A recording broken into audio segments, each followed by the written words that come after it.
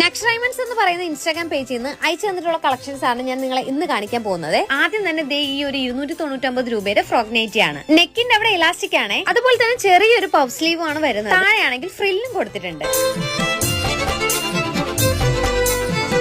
ഈ ഒരു കഫ്താൻ എന്തായാലും നിങ്ങൾക്ക് ഇഷ്ടപ്പെടാണ്ടിരിക്കില്ല.